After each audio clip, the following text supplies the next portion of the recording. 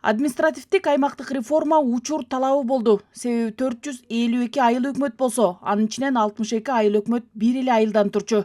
Андан тышкары 2 айылдан 15-20 айылдан турган айыл өкмөттөрү да бар болчу.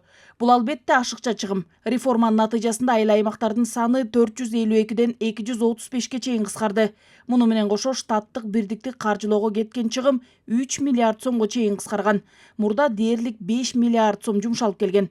Жыйынтыгында реформадан соң 235 бириккен айылдык аймактын жана республикалык, облустук жана райондук маанидеги 33 шаардын администрациялык чек аралары бекитилет. Маселен, Чүйдүн Борборго жакын батыш-чыгыш тарабындагы 26 миңден ашык калкы бар Лебединовка жана андан да чоң көп улуттуу калк жашаган Новопавловка айылдары Бишкекке кошулду. Жыйынтыгында Чүй облусунда 100дөн ашык майда айылдар ирилештирилип, 49 айыл аймагы түзүлдү. Бишкектин аймагы дээрлик 3 эсе кеңейди. Бишкекке Аламүдүн жана Соклук райондорунун курамында болгон 15 жаңы конуш менен бир нече контурлар кирди. Бишкек шаарынын Ленин районуна Новопавловка жана Орок айыл өкмөттөрү кошулуп, анын жыйынтыгы бир топ үнөмдөөгө алып келди. Биздин Бишкек шаарынын Ленин районуна, Чүй облусунун Соклук районунан 2 айыл өкмөт, бул Новопавловка айыл өкмөтү жана Орок айыл өкмөтү кошулду.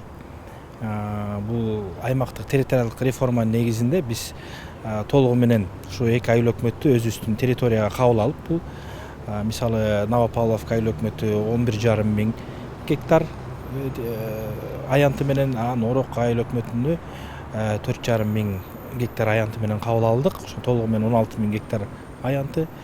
Андан сырткары экөөнү биргелешип кошкондо 200 миңге жакын адам менен кабыл алдык.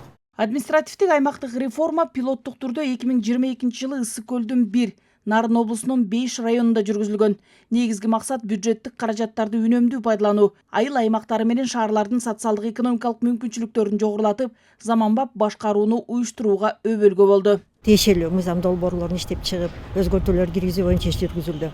Эми ушу реформага байланыштуу агенттик тарабынан 4 кодекске жана 10 мыйзамга өзгөртүү киргизилди. Ушунун баары айыл өкмөттөргө жана шаарларга жардам катары,